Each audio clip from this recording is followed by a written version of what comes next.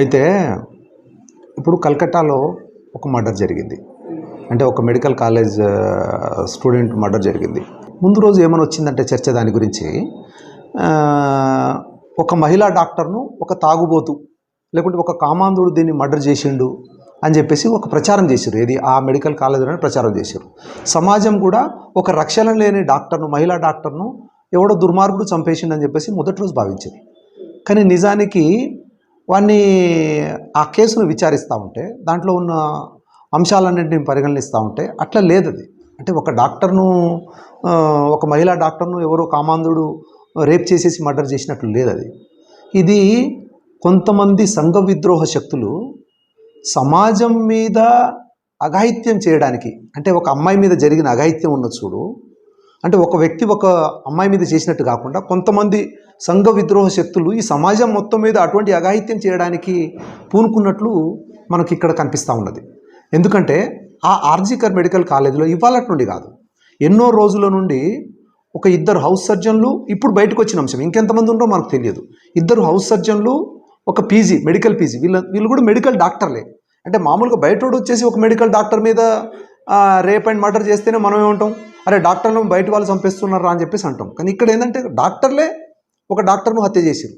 అంటే వీళ్ళు నిజానికి డాక్టర్ రూపంలో ఉన్న సంఘ విద్రోహ శక్తులు.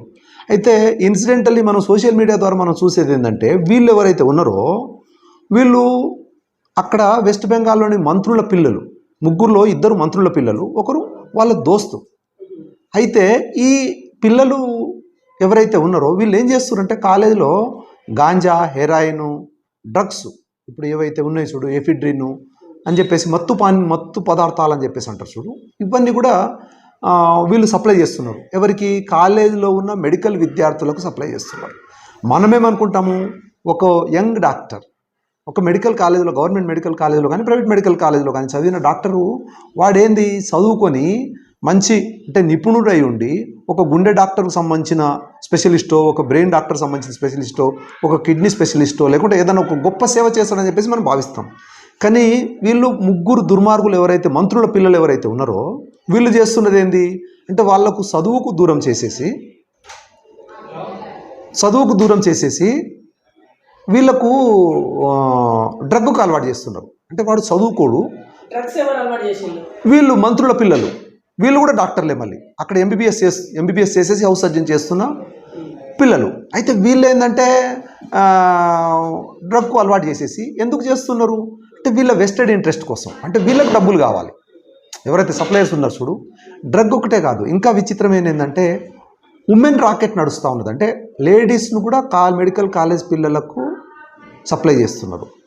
ఆర్జికర్ మెడికల్ కాలేజీలోని అంశాలు మనం ఇప్పుడు మీడియాలో చూస్తున్నాం మనం. కానీ ఆర్జికర్ మెడికల్ కాలేజీలోనే జరుగుతుందా, లేకుంటే వెస్ట్ బెంగాల్లో ఉన్న అన్ని మెడికల్ కాలేజీలో జరుగుతుందా? వెస్ట్ బెంగాల్లోనే జరుగుతుందా, లేకుంటే పక్కనే ఉన్న జార్ఖండ్ కానీ, అటు సిక్కిం కానీ, లేకుంటే ఇక్కడ ఒరిస్సా కానీ, ఈ రాష్ట్రాలకు కూడా ఇది పాకుతుందా? అయితే ఇదంతా చేస్తున్నది ఎవరు? ఇక్కడ విచిత్రమైన విషయం ఏంటంటే, ఈ వెస్ట్ బెంగాల్ అనేది బంగ్లాదేశ్కు ఆనుకొనే ఉంటుంది. దాదాపు 3-4 వేల కిలోమీటర్ల బార్డర్ బంగ్లాదేశ్ను వెస్ట్ బెంగాల్ రెండు షేర్ చేస్తూ ఉంటాయి. ఇప్పుడు మామూలుగా మన పక్క దేశం ఏదైతే ఉంటుందో మనకు దాయాది దేశం, అంటే శత్రు దేశమై ఉంటుంది. ఎంత ఫ్రెండ్లీ నేచర్ ఉన్నా సరే శత్రు దేశమై ఉంటుంది. ఇప్పుడు బంగ్లాదేశ్ వాళ్ళు, ఇంకో విషయం కూడా మనం దీంట్లో బాగా అర్థం చేసుకోవాల్సిన అవసరం ఉంది. 2000 సంవత్సరంలో జనాభా లెక్కల ప్రతిపాదికను తీసినప్పుడు ఏంటంటే, వెస్ట్ బెంగాల్లో 20% ఉన్న ముస్లిం జనాభా 2011 21 సెన్సస్ రాలేదు ఇంకా, 2011లో 28% ముస్లిం జనాభా అయిపోయింది. ఇప్పటి అనధికార లెక్కల ప్రకారం 40% మంది ముస్లిం జనాభా వెస్ట్ బెంగాల్లో తయారైపోయింది. అంటే వీళ్ళు మన ఇండియాలో ఉన్న ముస్లిమ్స్లో అయితేనే సంతోషం, కానీ ఒకవేళ వీళ్ళు బంగ్లాదేశ్ నుండి వచ్చిన ముస్లింలు అయితే వీళ్ళ ఉద్దేశము దేశం మొత్తాన్ని కూడా నాశనం చేయాలని చెప్పేసి ఒకవేళ ఉంటే, వీళ్ళు డ్రగ్ రూపంలో మన వైద్య వ్యవస్థను కానీ లేకుంటే మన యువతను కానీ నష్టం చేస్తూ ఉంటే, ఇది ఆలోచించాల్సిన అవసరం. అదే ఇప్పుడు విచిత్రం ఏంటంటే, హౌస్ సర్జన్స్ పీజీలు చేస్తున్న వాళ్ళు మంత్రుల పిల్లలు. అంటే వీళ్ళు చేసే పని వీళ్ళ తల్లిదండ్రులకు తెలుసు కదా, అంటే మంత్రులకు తెలుసు కదా, అంటే మంత్రులకు తెలుసు అంటే ముఖ్యమంత్రి గారికి కూడా తెలుసు కదా, అంటే మమతా బెనర్జీ గారికి కూడా తెలుసు కదా. అంటే ఇవన్నీ తెలిసి కూడా మమతా బెనర్జీ గారు అక్కడ యువతను నిర్వీర్యం చేస్తున్నదా? నిర్వీర్యం చేస్తే మమతా బెనర్జీ గారికి వచ్చే లాభం ఏంది? మమతా బెనర్జీ గారికి ఒక వెస్టెడ్ ఇంట్రెస్ట్ ఉండొచ్చు, ఎందుకంటే తను బతికున్న రోజులు తనే ముఖ్యమంత్రి ఉండాలి, తనకు ఓటర్ అయి ఉండాలని చెప్పేసి తను కోరుకోవచ్చు. ఓకే, ఇప్పటికీ 3-4 సార్లు ఆమె ముఖ్యమంత్రి చేసిరు, ఇంకెన్నిసార్లు చేస్తారు? 1-2 సార్లు చేయొచ్చు కాక. కానీ తన స్వార్థం కోసం ఒక రాష్ట్ర భవిష్యత్తును, ఒక దేశ భవిష్యత్తును ఇట్లా అంధకారంలో నెట్టొచ్చా ఒక ముఖ్యమంత్రి గారే ఉండి? మమతా బెనర్జీ గారే కాదు, ఏ రాష్ట్ర ముఖ్యమంత్రి అయినా ఇటువంటి అంశాలు తమ దృష్టికి వస్తే చూసి చూడనట్టు ఊరుకోవచ్చా? అంటే అదే ఇక్కడ ఒక దేశానికి జరిగిన ఒక మంచి విషయం ఏంటంటే, మమతా బెనర్జీ గారు తెలుసో తెలియకో మామూలుగా ఏదన్నా రేప్ అండ్ మర్డర్ అండ్ ఇటువంటి యాంటీ సోషల్ ఎలిమెంట్స్ ఏవైతే ఉన్నాయో ఇది స్టేట్ సబ్జెక్టు. అంటే స్టేట్లో ఉన్న పోలీసు సిబిఐ అంటే స్టేట్ పోలీసు విచారణ చేయాలి.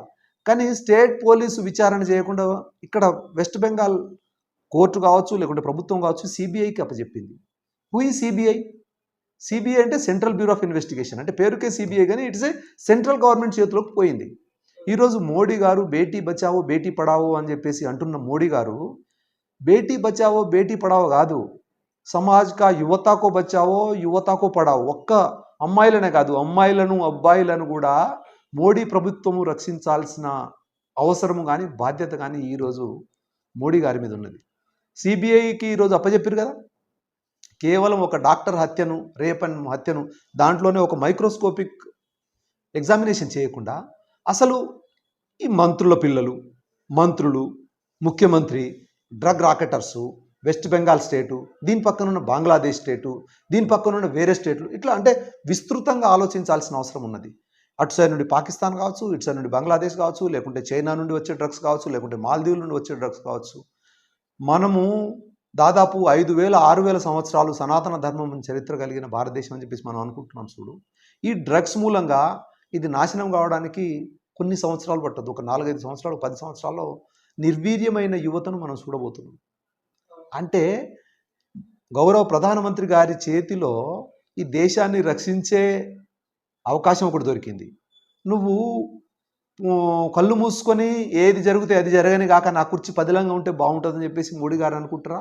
లేకుంటే ఈ దేశాన్ని బాగు చేసే అవకాశం ఒకటి వచ్చిందని చెప్పేసి ఒక ప్రధానమంత్రిగా ఈ దేశ పిల్లల భవిష్యత్తును చూసే ఒక పెద్ద నాయకుడిగా భావించేసి సిబిఐని పూర్తి స్థాయిలో డ్రగ్స్ మీద, అంటే కేవలం వెస్ట్ బెంగాల్లో జరుగుతున్న డ్రగ్సే కాకుండా దేశం మొత్తంలో కూడా ఈ డ్రగ్స్ గురించి ఏదైతే, ఈవెన్ మన తెలంగాణ రాష్ట్రంలో కూడా డ్రగ్స్ రాకెట్స్ చాలా ఉన్నాయని చెప్పేసి, పోయిన ప్రభుత్వంలో కూడా డ్రగ్స్ ఉన్నాయని చెప్పేసి చాలా ఇన్వెస్టిగేషన్ జరిగిన సంగతి మనం అందరూ చూసినాం. అంటే తెలంగాణ కావచ్చు, ఆంధ్ర కావచ్చు, లేకుంటే వేరే రాష్ట్రాలు కావచ్చు, ఈ డ్రగ్స్ గురించి చాలా తీవ్రంగా, అంటే 29 రాష్ట్రాల ముఖ్యమంత్రులు, గౌరవ ప్రధానమంత్రి గారు అందరూ, అలాగే సమాజంలోని enlightened people, doctors, engineers, lawyers, ఇంకా teachers and educated professionals, print, electronic media, వీళ్ళందరూ కూడా చాలా విస్తృత స్థాయిలో తమ స్థాయిలో శోధించి ప్రభుత్వానికి చేయూత అందించాల్సిన అవసరం ఉన్నది. డ్రగ్ రాకెట్ను పీల్చకపోతే మనం యువత మొత్తాన్ని కూడా నిర్వీర్యమైపోయిన యువతను మనం చూడబోతున్నాం. అది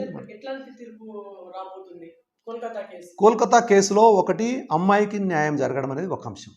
ఖచ్చితంగా ఎవరైతే ఈ రాయ్ అని చెప్పేసి ఎవడైతే ఫస్ట్ పేరు వస్తున్నా చూడు, వాడు కూడా ఒక షేప్ గొట్టే, వాడు కూడా ఒక బలి పశువే.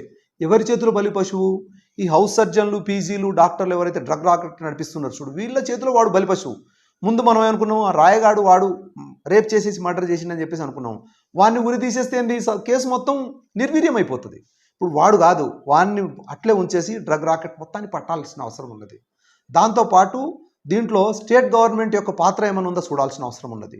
దాంతోపాటు పక్కనే ఉన్న బంగ్లాదేశ్ యొక్క పాత్ర ఏమైనా ఉందా లేదా చూడాల్సిన అవసరం ఉన్నది.